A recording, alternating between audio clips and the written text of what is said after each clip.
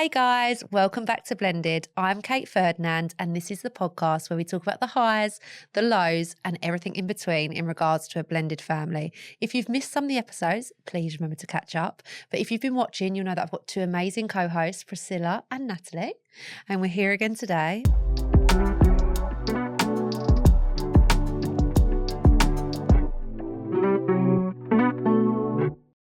How are you feeling? How are you feeling? I've got the giggles because every time I ask them how they're feeling, they're like, God, not good. That's a lie. So are we, not to make you tell a lie now, but how are you feeling? The best in the world. Sunshine and rainbow. Right, I'm going to start because normally I feel like I've got to bring a bit of positivity here. But actually, Gree's been sick everywhere, like sickness bug. Do you know when all the plans kind of go out the window? Yeah. I've also recently had sinusitis. Oh, now, gosh. anyone that's told me they've had sinusitis before, I'm like, got a sore nose. Like, no, I've been really humbled here because it's like the head, the nose, the cheek, the toothache, the earache. It's been wild. But actually, considering all that, I'm feeling pretty good because I'm over that and I'm thankful that I haven't got like a mad face ache. Yeah. When you come out the other end, and you're just like so thankful for your health. Yeah. And, Why do we have to go through those things to be thankful just for our everyday health? I don't know. How about you? Yeah. I mean, I'm still growing life. And let's start with gratitude. I'm grateful that my nose has not increased in size. Okay. I'm grateful that I have some semblance of a jawline. And I'm grateful that what my scale is telling me is just literally the baby, the placenta, the water, and it's not my physical body. Let's talk about reality. I don't like being pregnant. I feel huge. I feel like I have to think too much about what I'm wearing. Trying to look cute for you guys is not easy. And it's just a struggle. I just don't understand why humans have to be pregnant for so long.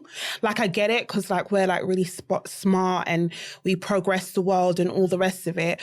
But like, surely I've given medicine and science a lot. I've given them 14 years and I'm still going through it.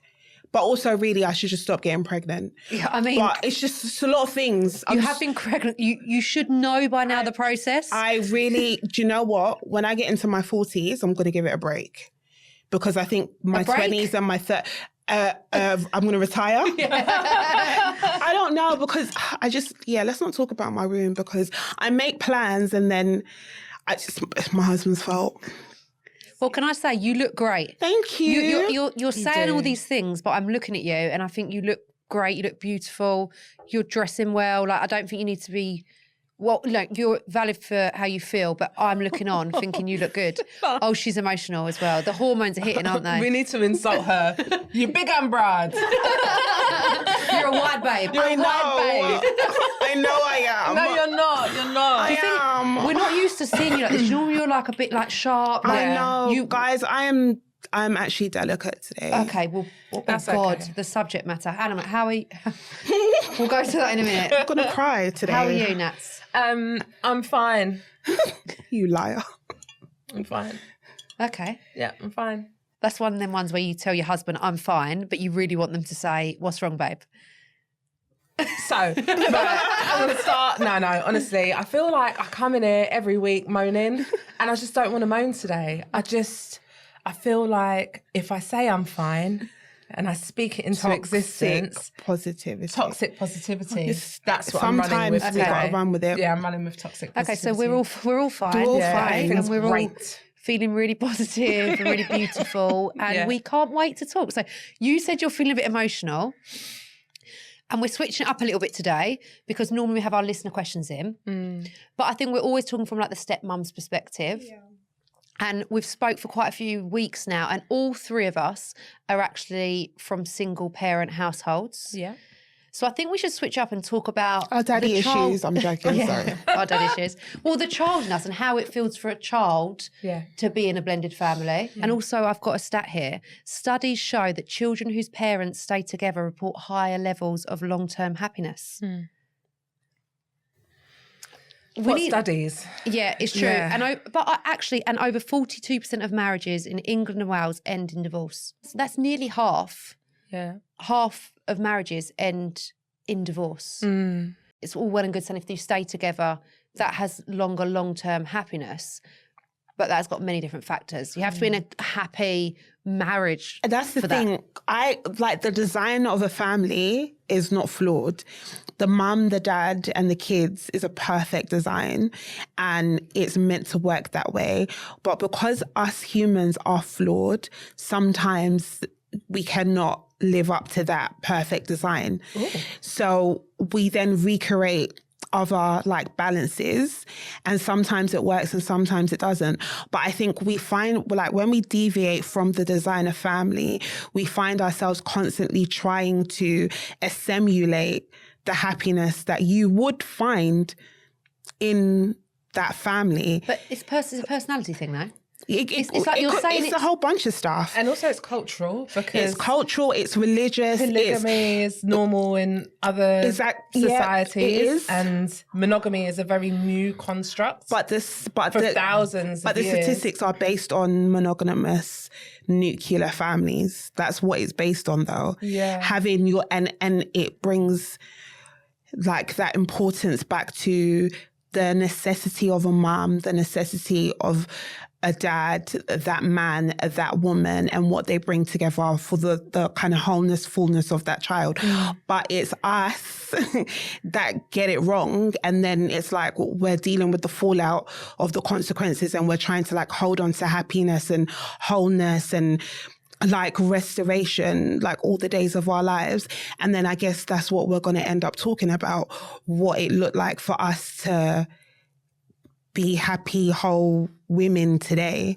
Yeah, and I think it's good for our listeners as well, and the people that are watching, to think about, sometimes we're always thinking about what we're going through as adults, the situations for us. So hopefully we share some of it. They might see their kids in us, and it might make them change certain things that they're doing, or just be aware of certain things. Yeah. I know for me, my mum and dad broke up when I was 3, and I live with my mum, and I didn't see my dad that often. I did when I was younger, and there was loads of issues with court and things like that, and then I didn't really see him a lot.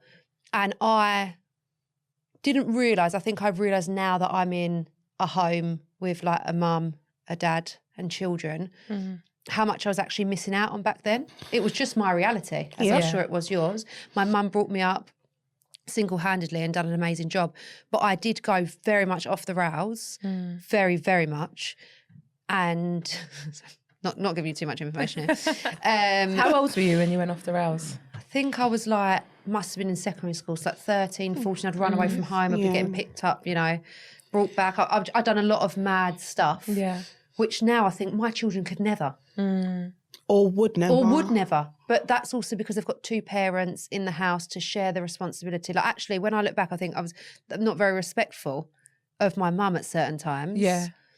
But is that just because you haven't got that 2-parent approach? One's a good cop, one's bad cop. I feel like I have to challenge it. It's 2 good parents. Yeah, 2 good parents. Do you know what I mean? If you're it's the adults that mess it up. Yeah, if you're in the house with an alcoholic and somebody with borderline personality disorder, going to run away, then you may still run away. Yeah. If you feel unsafe at home, if you have siblings that make you feel unsafe, like there are so many dynamics, and that's why I find these reports and these statistics so misleading, because and maybe it's just my viewpoint coming from very like humble working class beginnings, but like most of the people around me were from single parent households. Like that was the norm. It wasn't the norm to have 2 parents at home. No. Nope. What's your background? I feel like I'm taken away from your we're in a flow. Story. I think we'll be in and out. We're flowing, yeah.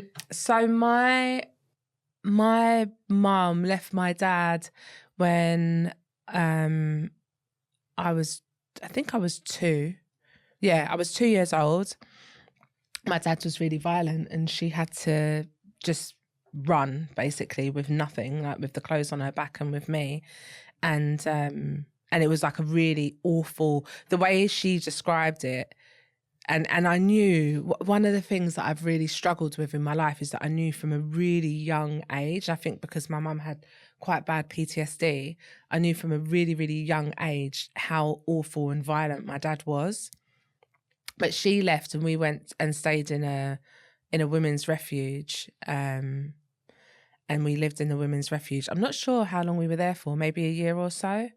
And then it was just me and my mum. And my mum always said that she is so distrusting of men that she never wanted to bring a man into our home.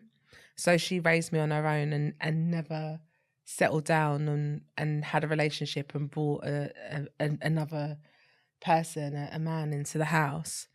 So she raised me on her own. And just like you, I went completely off the rails as well in my teenage years. Are you an only child? Only child, yeah. So I'm an only child and my mum raised me on her own as well. Yeah.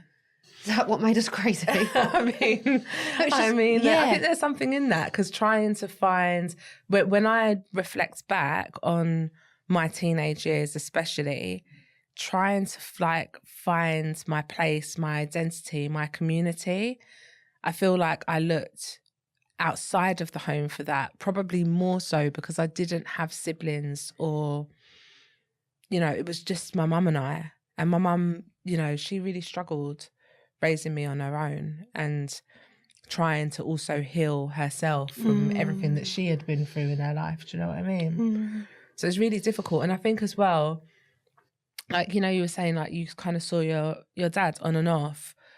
I used to visit my dad and stay with his family when I was quite young. I think up until I was about maybe 7 or 8. And then I used to break out in hives when I would go and stay with my dad, because I just couldn't stand the man. My gosh. I would literally physically break out in hives. Wow.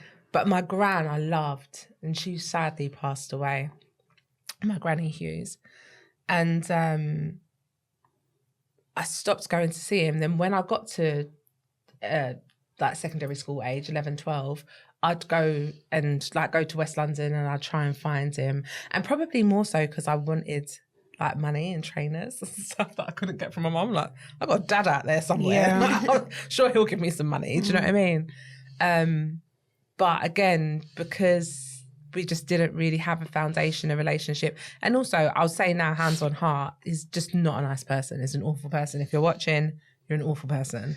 It was really traumatic for me to kind of try and build a relationship with somebody that was just rejecting me. Yeah, I feel like that is it, the rejection from that early age, and feeling like I've got a great relationship with my dad now, so just want to put that out there, which I never expected, to be honest with you. So when I met Rio, I then started to form a relationship with my dad. But it's that rejection and feeling like you're not good enough from an early age. Yeah. You're not good enough for a parent to choose you and want to be in your life. And I feel like that shapes then, that for me, some of my decisions. Yeah. Sometimes I look back and think, what on earth was I doing? But not having a male presence in the house. I used to go out in the most provocative clothes. My children could never. And I think, what was that about? How? Why did I even think that was okay? Yeah. My children wouldn't even think that would be okay. Yeah. But again, it's having a positive male influence in the house that shows you boundaries and getting to know about a man, and like even living with a man and knowing what they're like. Yes. And explaining to you what men are like helps with your relationships with men. Yeah. I think all of us didn't really have a strong relationship with a male that we really trusted and loved. Yeah. So then you don't know what to look for me in a man. You don't. How do I explain this? I couldn't see trust and love. I didn't know what they looked like from a man. Yeah. So then I took the wrong kind of love, I suppose, at times. You didn't know what a healthy platonic relationship looked like with a man who just wanted to protect you, absolutely, and nurture you, or like what it means to love a man, like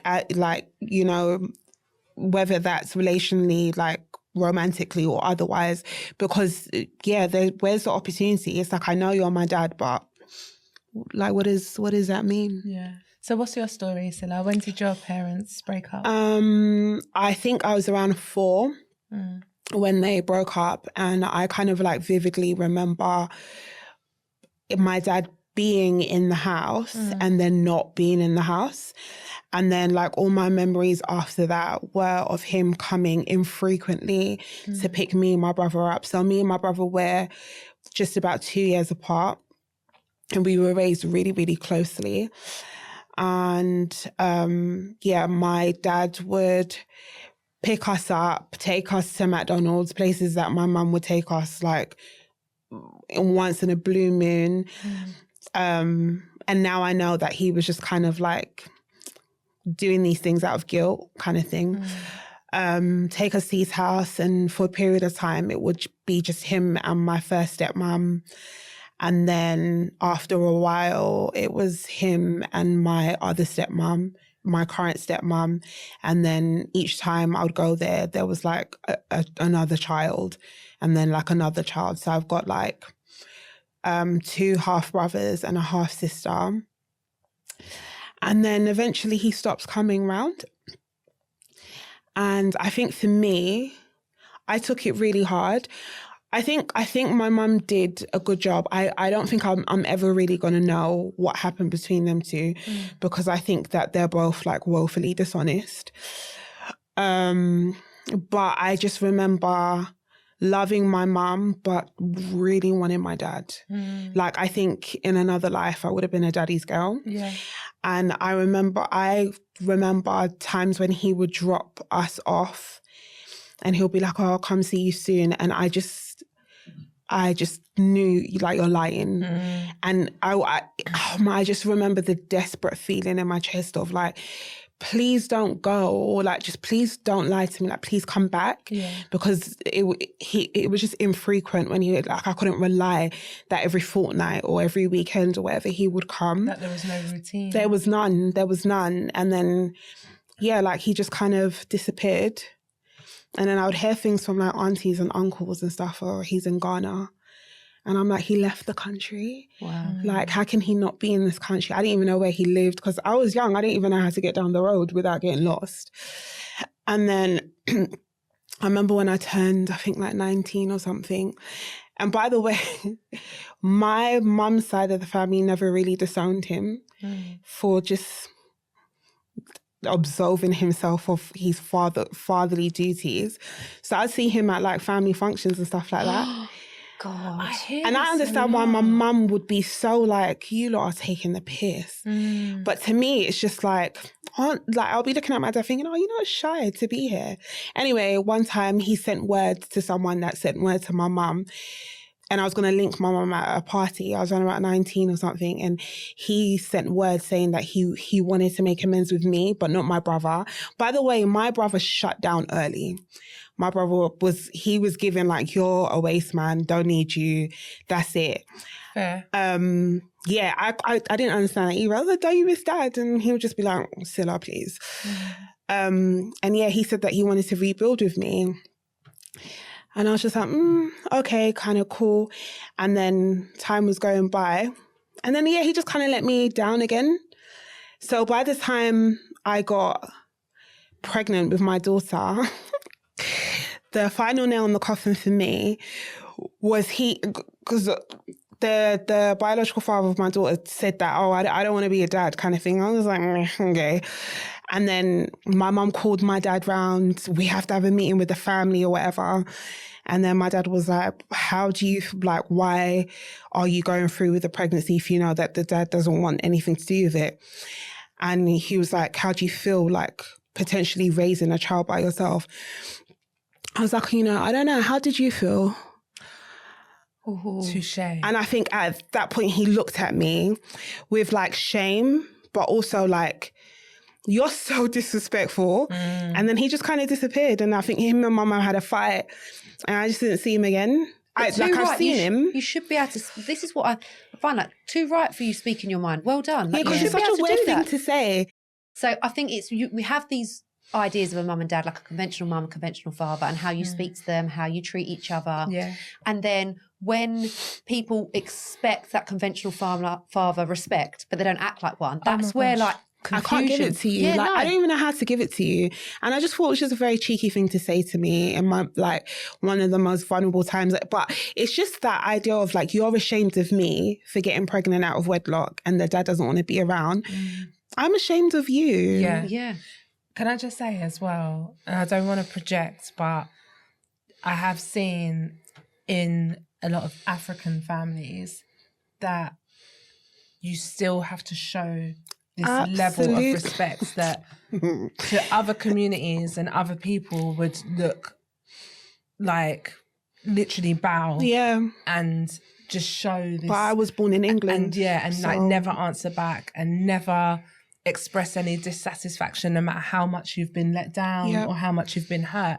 It's the most taboo thing that you can do. Yeah. Can I ask you a question? You fire away at me. This is we might need to go back a couple of years.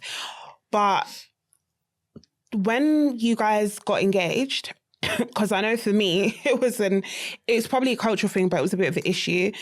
Did you did your husband say, "Are we not going to tell your dad"? No. Really? No. Not with you? My husband was like, "No, am I not going to meet your dad? Are we not going to tell your dad?" And I was just like, hell no. Did your husband know about all the history of your relationship with your dad? He knew everything, but I think for him it's what does that say about me as a man taking you as my bride and I don't know who your dad is and I haven't said anything to him kind of thing. And I was just I couldn't, I don't care. Social relationship dependent. Again, it's talking about that dad. It's not the standard relationship. So I think mine was slightly different. I'd started speaking to my dad again. At that time? At that time. Okay. What happened with me is when I met Rio and then I was in a different family setup, I've just opened my eyes to lots of different things. I've become kind of a stepmom overnight and I was really evaluating a lot of stuff. Yeah. And although my relationship with my dad was by no means perfect and there was so many issues, I just had a little bit more space to explore that, which I never thought I would do. I always said I'm not going to talk to my dad. So I'd started that relationship. So Rio did speak to my dad, not to ask for, just to make him aware. Yeah. So it was in the loop. But also it's slightly different. So it's all going to be on social media. It's going to be everywhere. And I was kind of building a relationship. I think if the relationship was squashed and there was nothing, he wouldn't. Yeah. But we were in the building stage. And even that has been crazy because for most of my life, my dad hasn't known me. He doesn't know how I act or why I'm the way I am or certain things that will irritate me or you know when you know someone, you know little things about them, don't you? And that as I've been getting to know him and getting a relationship with him, that's been quite emotional for me. That everyone obviously sees him as my dad and we're building, but he doesn't actually know, he hadn't known me for so many years. How did you find peace with that? Of accepting I'm going to build a relationship with you. I'm not feeling angry. Yeah. Do you forgive him? I was angry for a really long time, for years and years and years. But I think it's got to the stage where, and I think this is a massive thing, there's a change in behaviour.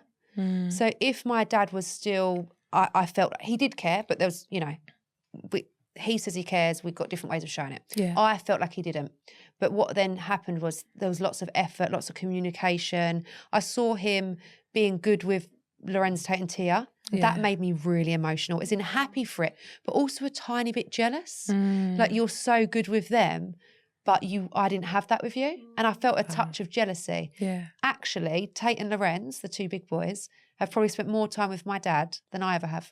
Because he stepped up, took them to football, done everything. Wow. And I just was, for once, which I'm not normally very good at, is just taking it for what it is. It hasn't been great. We've spoke about it. I've explained to you the things that really I struggle with and you've explained to me. And actually, am I now going to just enjoy this little last bit that I can have with you? And it's quite nice, to be honest with you. It's a choice. And it was a choice. Yeah. And it's quite nice to see you with my children.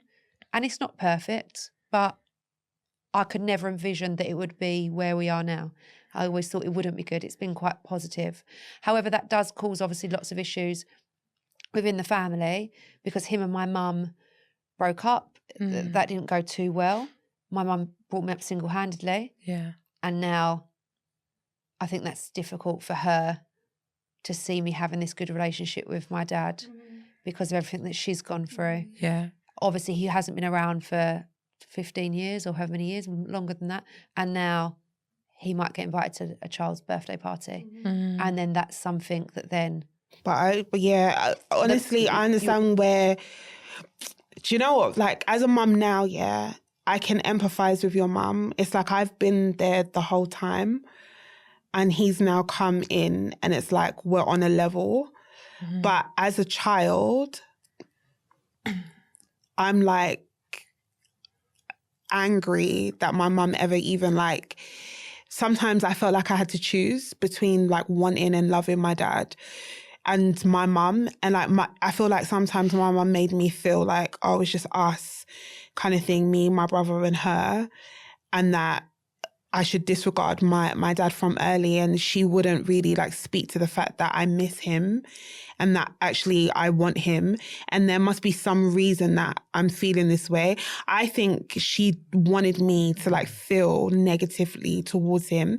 So even attempts for us to reconcile was not met with support anyway. So I think that even made it like harder to try on my end. And then I'd always be looking at my dad like, you owe me, like I'll sit here and absolutely you do all the work because you left me and you still haven't told me why. And then when I'm asking for explanations, you'll say, oh, your mum did this, your mum did this, but also you didn't fight for me. And I think that's why as a stepmom, I get so kind of grieved when the like men or the dads are being like othered, or they're like, oh, like when women are like, oh, it's like when they impose so much on dads, because it's like, there are dads that want to be there for their children, and there are women that will go through heaven and hell to stop them. And it's just like, this is so cruel, because I had a dad that didn't want me. And so my inner child, I guess, is thinking, you know, when I see my dad or think about my dad, like, you didn't exhaust everything to like try and be with me. But at the same time, I don't know, it's like I blame them both. I 100% I have daddy issues. You know, when that word came up, daddy issues, I think it was used as an insult to women. Yeah. But the older I got, I realised I 100% have daddy issues. I 100% have daddy issues. Definitely. I'm healing mine. And I think also for me, this might make me emotional, is when also I then met Rio and he like loved me so much. I just couldn't really, I think, God, there's got to be something. Yeah. There's got to be something. Yeah.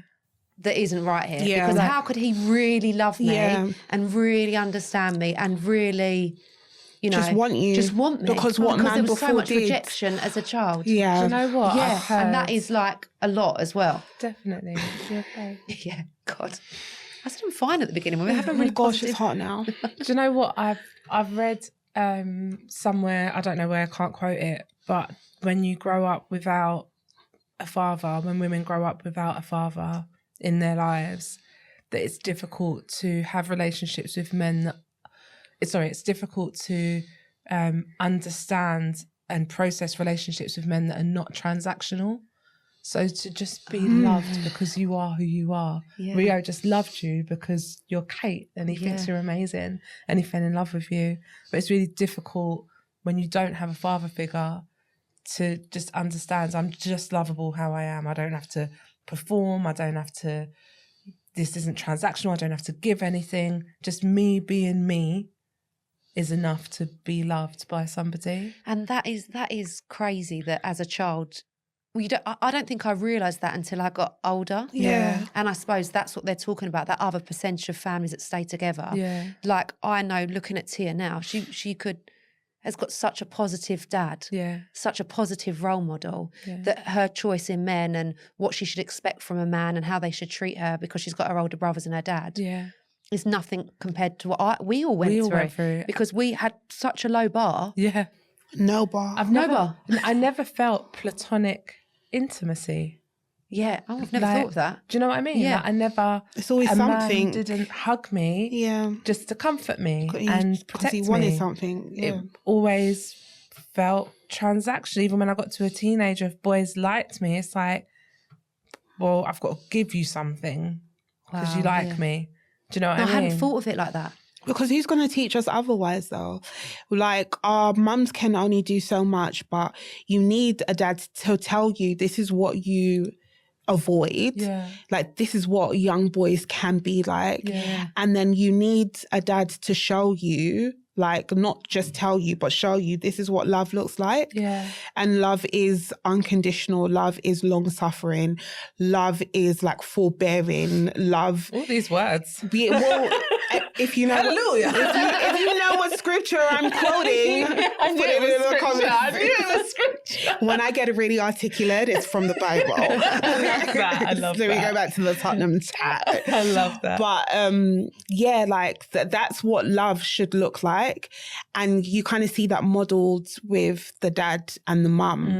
And then you see the mum kind of model that kind of like, because you give me all this love, I'll give you all of me. Can we pause on this?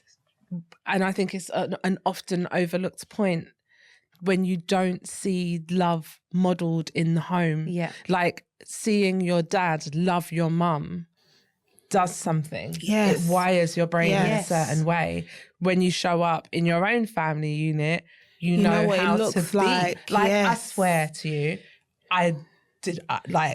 it's dawned on me so many times, like, I don't even know how to be, like, with my husband. wife. Yeah, a wife. Like, Yeah. and like, do I kiss you in front of Cameron? Do Yeah, we show each other you're intimacy? working all of Yeah, that it's out as like- a yeah, we're grown working woman. this out. Oh my God. As a Figuring this stuff grown out. Yeah. woman, As a big- because we never saw it. Yeah. And that's the thing. And because we didn't see it exemplified in our houses, Yeah. it gave opportunity to so many people to lie to us about what that looks like. And here I am doing nonsense with guys that don't care about me, don't like me, but they fed me bars. And to me, I have no gauge of whether this is real or not. Yes. Yeah. I'm just hopeful because this feels good. I like the attention. I like, this kind of idea of being wanted, but you don't want me at all. And there's no man that I can go back and say, until I got into like my earlier teens, like 18, and I had a lot of guy friends, and I'll go to them and I'll be like, oh, so he said this. And then my guy friends will be like, he's chatting. Can we rubbish, shout out our guy right." friends, please? Because Shout they out to the saved guys me. that saved me. But lo and behold, I got pregnant anyway. Like, so you tried. You tried and well done. But I got pregnant anyway. And I think, I don't want to say that my daughter saved me, but my daughter really sent me on a different path, because having her to focus on made me not have time, energy or tolerance for guys anymore. Had she not come along, I probably still would have been finding myself in situations that I had no business being in.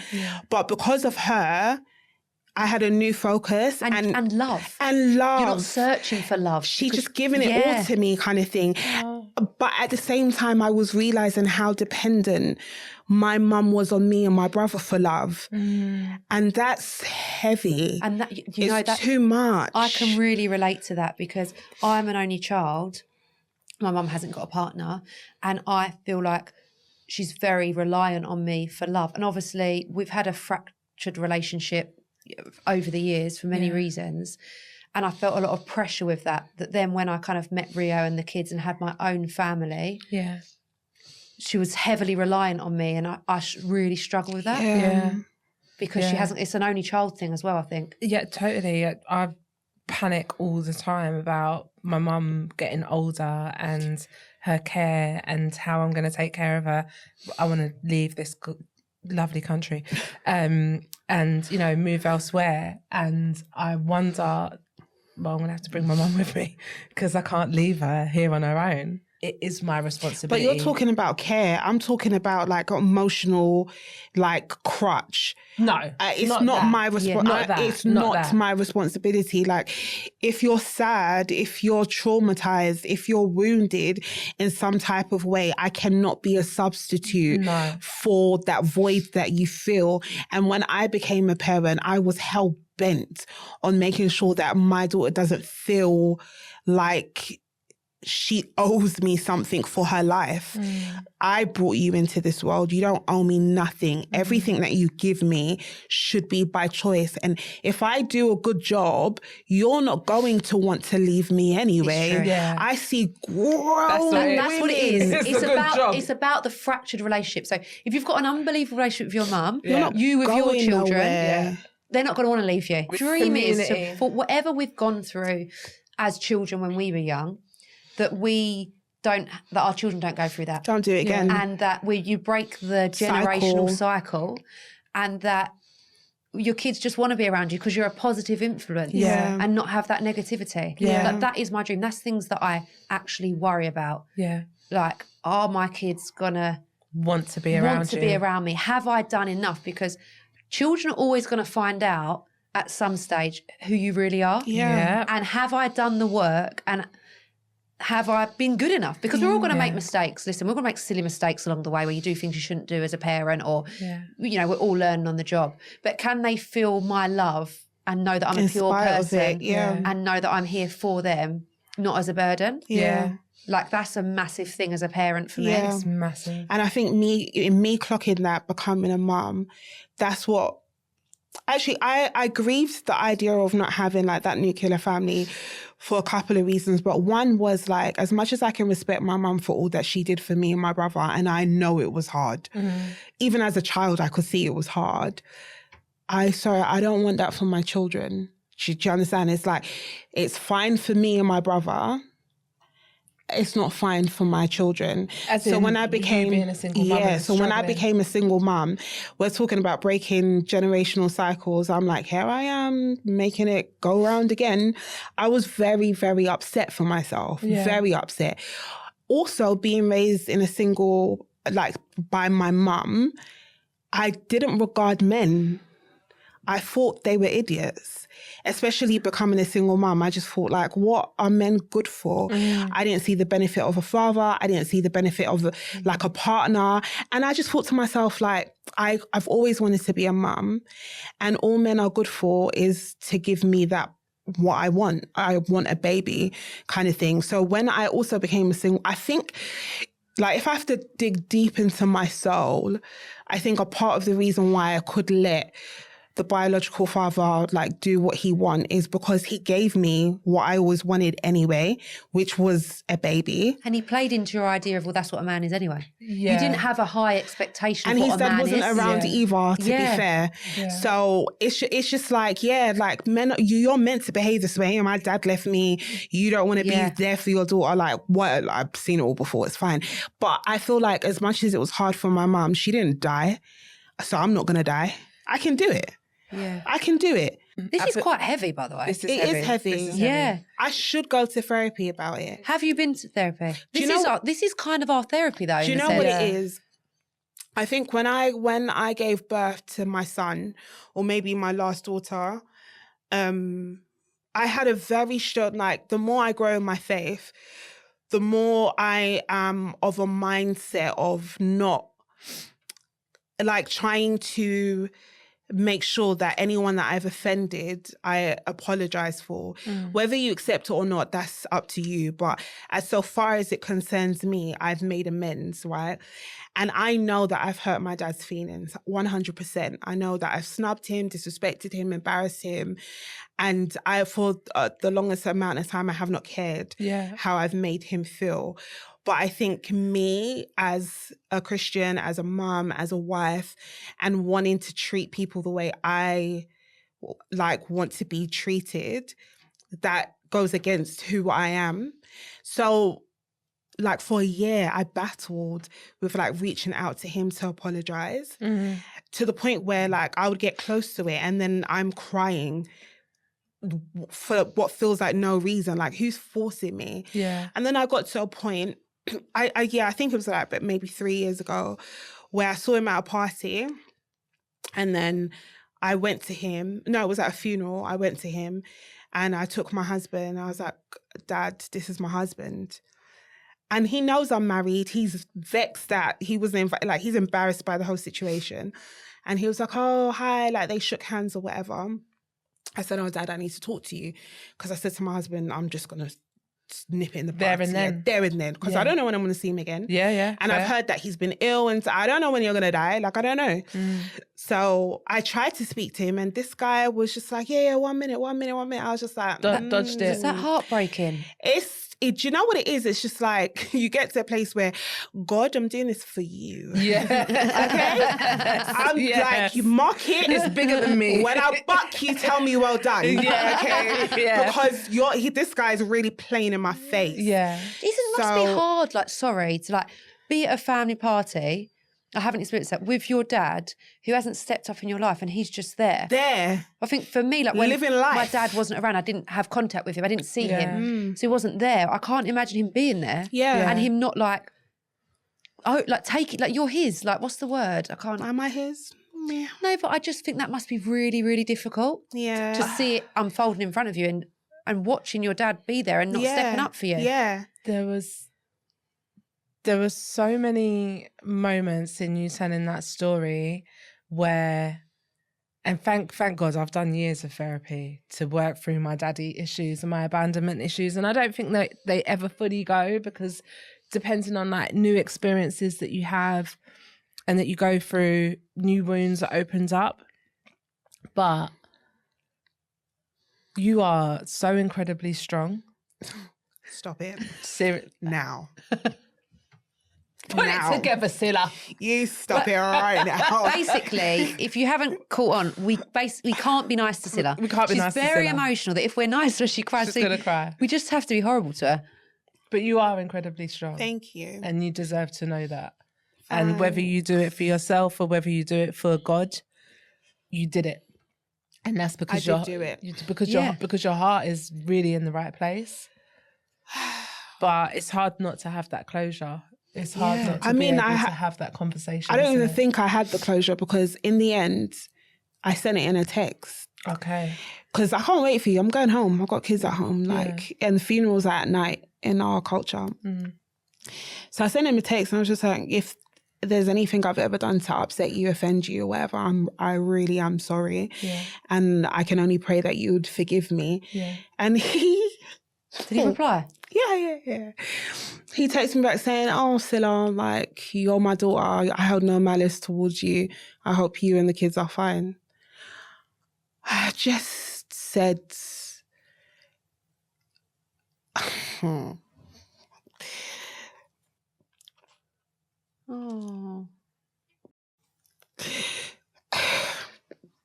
Yeah, that's where I drew a line underneath it.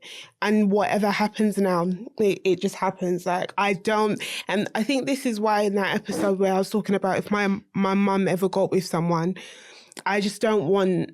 You don't need to be a father figure. I don't need anything from anyone, because I feel like what I should have got from my dad, I'm not prepared to risk it with another man.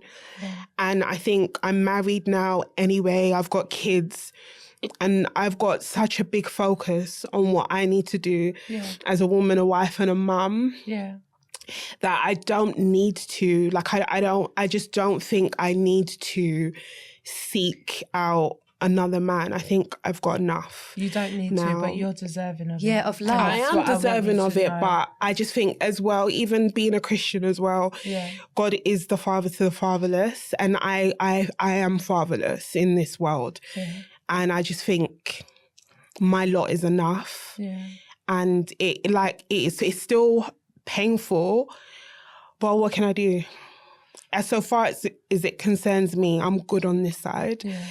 I feel sorry for him when he comes before God, because you don't get to, like, being a parent is not optional. Yeah. But to him it was. To my daughter's biological dad it was. And I just think that's an issue for them. I'm free. Yeah, and you're like, this is what I mean. You're a big woman here with your family. You've got your own kids. And this still has a huge impact on your life. All these decisions we make as parents shape our kids. Yeah. And what got me, like, you've texted your dad that and he's responded. Like he did nothing. He didn't even say just sorry like to you're me. my You're my daughter. You're my daughter. He doesn't even deserve to call you that. He doesn't even know my birthday. He doesn't know when I was born. And does that heartbreak ever... I mean, I know you're getting strong with it, but the heartbreak never ends. No. It never. Because you always... I don't know if there's always that little bit of hope. You pretend it's not hope. Yeah. I haven't got hope. But there's still a tiny inkling of something in you that... Because there's a void. Yeah, there's a and void. it is offensive. Like, you know, if somebody says that to like a single mum, oh, you know, that child has a void because they've lost their parent or whatever.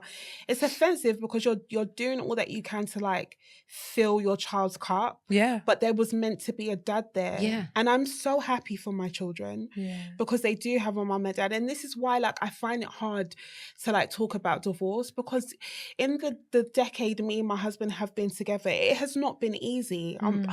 There's been times where I would have liked to cut and run. Like, I just felt like I couldn't breathe. But then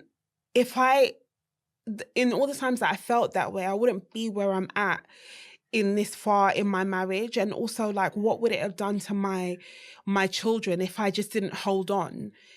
And I like, it doesn't always work that way for some people. Yeah. It obviously didn't work that way for my mum. Yeah. And I would never say to my mum, you didn't try hard enough, or like, and also it takes two to tango. Like, my husband would never willingly leave me, kind of thing. So that's helpful.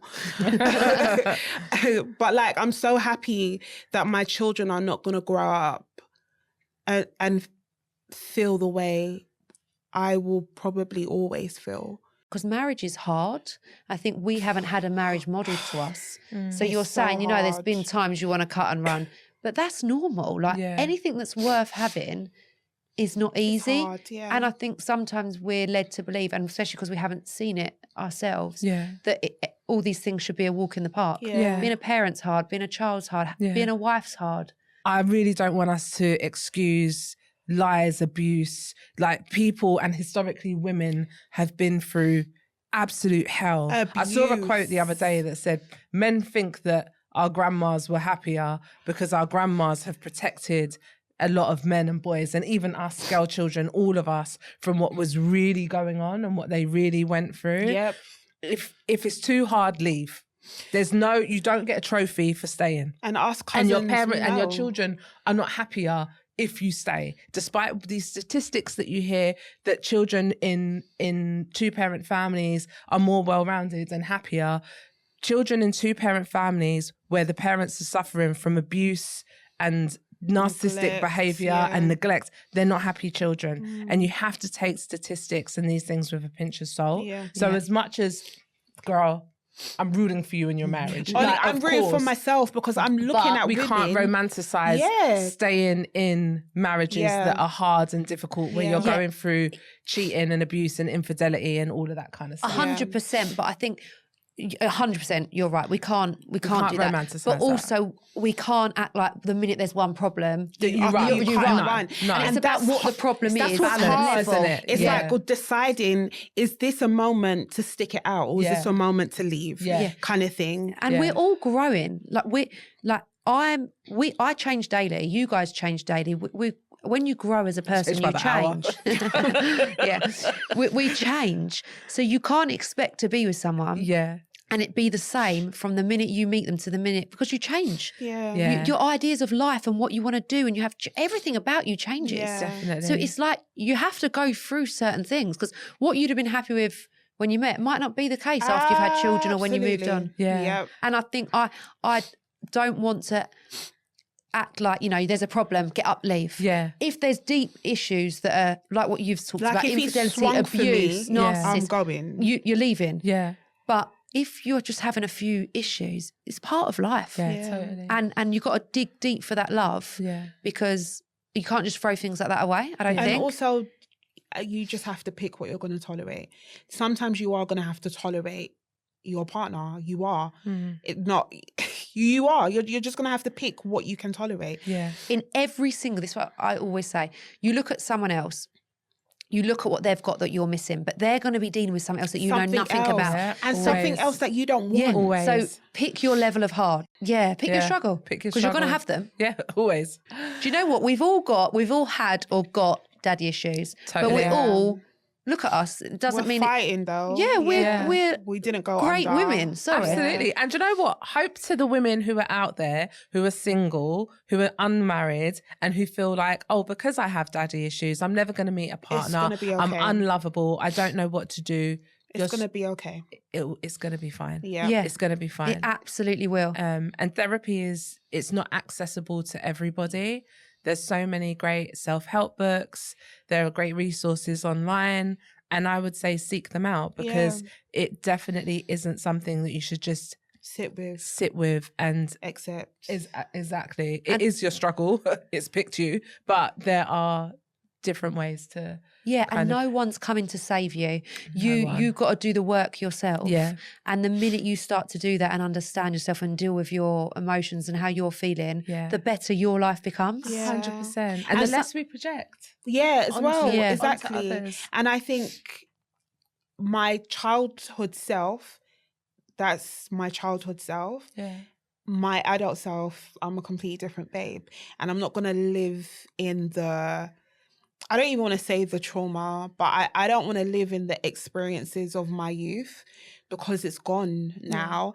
And I get to say what impacts me today. And I'm not going to dwell on what was and what is unchangeable now. But I know what I can do today. I know if God gives me another day tomorrow, what I can do then as well. And I feel like that's a better focus. Yeah, and that's great. And I also think, like, if I look back to me as a child now and told young me where I am now today with my family and how happy we are. I mean, we've been through so much and we're always going to have these little issues from our childhood. But where we are today, and if all of you do that now, I don't think young me would believe it. Do you know what's really powerful? Writing a letter to your younger self. That's emotional shit. I don't know if I've got the capacity for that. It's a really powerful process. Writing it from a place of strength and a place of happiness, and just, talking about your life as you are now, but writing that letter to your younger self, super powerful. I've done something like that once before and I couldn't stop crying. Not a letter, but it was like some inner child's work, like meditation thing. And it's really emotional. It is. But, the stuff that comes up, those emotions, they need to be released. They're within us, and we just keep carrying on and distracting ourselves. And, we distract ourselves with all sorts, with our own children, with academia, with TV, with whatever. But, if you do have the capacity to, it's definitely worth exploring, I would say. After I get the baby out. Maybe.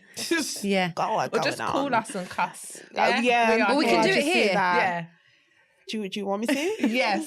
Do we want to see Cilla cry again? We've got... I actually never thought I'd see the day Cilla cry, because she's a tough mate. Oh my God. But listen, we're so grateful. I'm so grateful. Just want to take a minute to say thank you for you two for being part of this, because you've both been really vulnerable throughout the series, and I feel like you help so many people when you do that. So thank you. Thank you. I'm grateful for you two. We're grateful for you. Oh, we're really nice to each other now. I'm having hot flushes. Now my fingers are cold because I have poor circulation. I am hot. No, but listen, I love our Wednesdays. We're here every Wednesday, and we're just, like I said, we're getting into it. So please carry on watching. Please like, please comment, please subscribe, because we want to continue to have these conversations. And if you've got any questions that you want us to answer or discuss, please send in to Blended via the Instagram. And we'll be here next week, every Wednesday. Lots of love. Mwah.